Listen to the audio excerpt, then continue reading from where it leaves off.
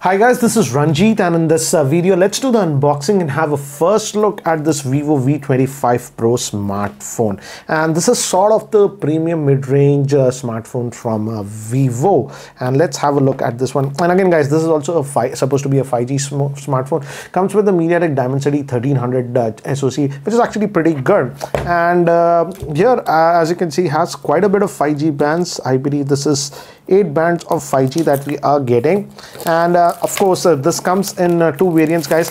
And guys, as you know, this is a review unit, so they have marked out the pricing, but considering the specs and all that and some of the features, I think so, as it's being targeted actually towards the offline audience, I think so. I don't know the pricing, but might be in the 30s or the mid 30s, I think so. And comes in 2 variants guys, 8GB of RAM and 12GB of RAM. Storage will also be the same, 128GB or 256.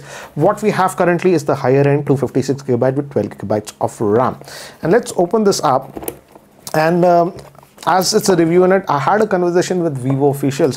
One thing was very interesting, and let me actually show you. If you look at the back of this smartphone, at least in this color, actually if sunlight falls on this one, I'll show you later on, this actually changes color. And I asked them why did they go with this one, and they say that these V series are mostly offline centric smartphone, and users actually prefer this color changing pattern over regular back panels. Moving to the back panel guys, this is also glass, and again I like that this is that matte finish, so this is actually resisting fingerprints.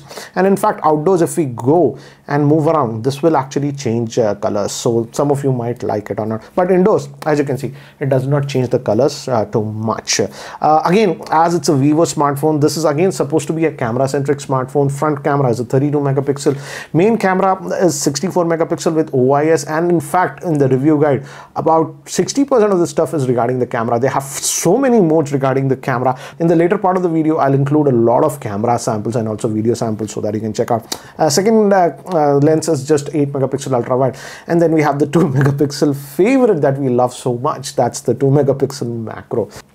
So fortunately we are getting a case. I always like when manufacturers bundle that, some paperwork and all those things. And looks like, wow, what is this? Oh, just this is the charging cable.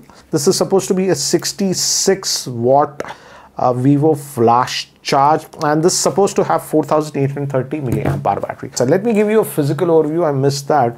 On the top we do have a secondary noise cancellation microphone, and here we have the volume rockers, the power on off button, so it looks like in-display fingerprint scanner. Bottom is the speaker vent, Type-C port, this is your SIM tray. So guys, it even has a rubber gasket, and it's dual SIM nano guys, so no SD card on this one, no micro SD.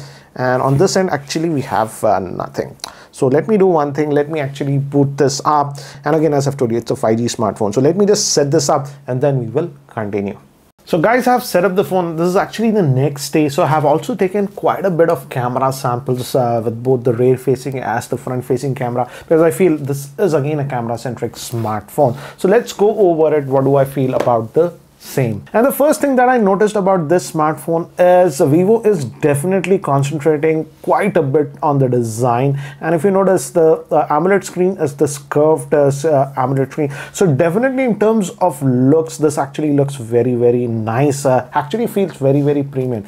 In fact, as I've also told you, at least in this blue color, this color actually changes, it becomes slightly shimmery if direct sunlight falls on it. And again, this is having an AMOLED screen, as I've told you. It looks very sleek, and it has an in-display fingerprint scanner. And again, the in-display fingerprint scanner is very responsive. Comes out of the box with Android 12. Again, it's the Fun Touch UI, so you have a bunch of quick toggles over here. And if you go over here about the phone, let's first talk about it. Fun Touch OS 12, that's Android 12, and the variant that we have is having 12GB of RAM. As I've told you, also one more variant that has 8GB of RAM, but we also have RAM boost on both the variants. Even on the base one, you can extend it up to 8GB, and even on the 12 up to 8GB, so that option is there. And in fact guys, here are all the specs for this specific model so that you can get a better idea. I feel the battery life should be also good. It has a pretty big battery, that's 4830 milliamp hour, so battery life should not be a problem. And if you go to the display guys, Here, if you notice, you can set the refresh rate to smart switch is on by default. You can force it to 60 or 120. I'm actually using it at 120 Hertz. And because the processor is very fast, here you can see it is handling everything. On the left, you get the Google pane and your apps. Again, but one thing to note is that quite a bit of bloatware is pre-installed. As you can see, these are all the bloatware apps. The Android I have installed, but apart from that, everything. Let's see if we can uninstall it. We go there and remove. Okay, let's remove. I want to uninstall. If I go to app info from here, yeah, you can uninstall it. So bloatware is there, but you can uninstall it. Though it's very sleek and everything, but the speaker is just a single speaker on this one. It does not have a stereo speaker. Moving to the camera, this is the rear facing camera.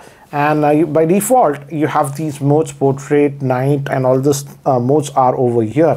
In the photo, this is the regular, and this is ultra wide, and you also have 2x zoom option is also there on this one. In fact, I like the fact that some of the modes, for example, if you go to the portrait mode, here you have to click actually to adjust the amount of bokeh that you want. So, and inside this also you have a lot of different modes to get different effects. So in fact, they have concentrated quite a bit on the camera functionality, in fact, software. And also we have the night mode also over here, and super night mode and all those things like this on this one, both with the front facing as well as the rear facing camera. And video also, we do have stabilization on video.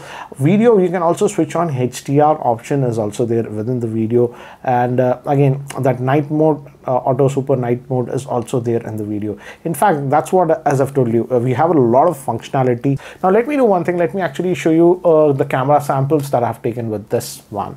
Finally, the sun had come in Hyderabad after a few days, so I took these pictures. This is ultra wide, and this is regular shot, and this is ultra wide. I like the ultra wide, does not distort the colors. Again, some more samples taken with the rear facing camera, and as you can see, the pictures come out really good. And these were actually taken with the portrait bokeh mode, and the bokeh mode also, as you can see, is doing a good job. These were taken in dull lighting when the sun had set. As you can see, even in dull lighting, the camera does a very good job. And again, some more sample shots taken at night. In fact, at night, I was impressed with this one. The pictures come out really good. Actually, it looked like this, and this is the picture that we got when I shot it. Human skin tones are also produced well in low lighting. These were taken in the normal mode, and these were taken in the portrait bokeh mode. Some more samples at night. So at night, I feel this camera is actually doing a pretty good job. Now moving to selfies, as it's a Vivo phone, as expected, the selfies actually come out really good. These were taken in dull lighting conditions.